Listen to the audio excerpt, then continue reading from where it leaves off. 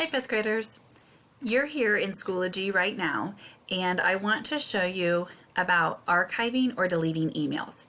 I'm sure at some point in your school career, a teacher has had you clean out your backpack and clean out your desk. Maybe you've got papers that are piled up, those ones that are like really crammed and shoved at the back of your desk, and you start pulling things out of your desk and you're like, oh, I had no idea that was there. Like, I've been missing that.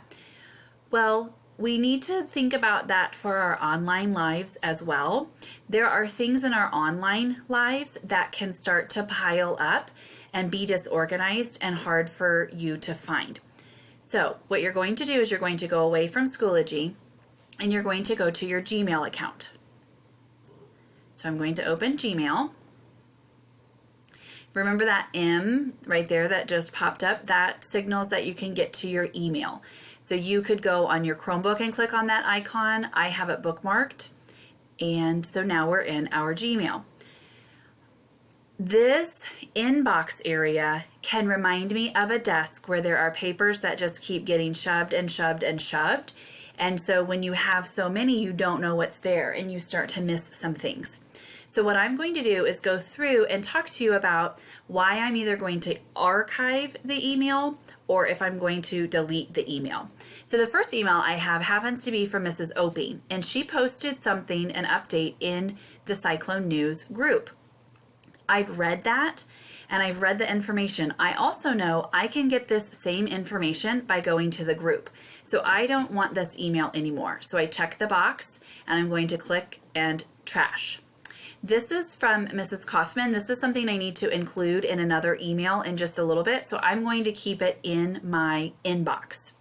Mrs. Jarnovic sent me information about some things that I can share with parents, and I want to keep it, but I don't need it right now. So I'm going to click on the box, and then I'm going to choose Archive. It's this down arrow, and what that means is it is saved.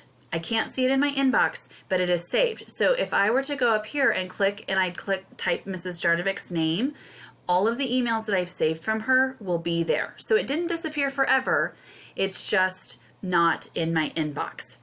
Another from Mrs. Kaufman that I need to save and do something with later, so I'm going to keep it in my inbox. Mrs. Schwartz shared some information. I want to keep it. I don't want to delete it, but I don't need it in my inbox. So I'm going to click the archive. This is a training that I need to do, and so I'm going to leave it in my inbox as a reminder, as it's a training.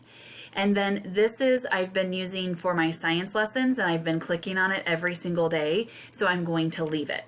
So what you are going to do is you're going to go to your Gmail, and I'd like for you to go through.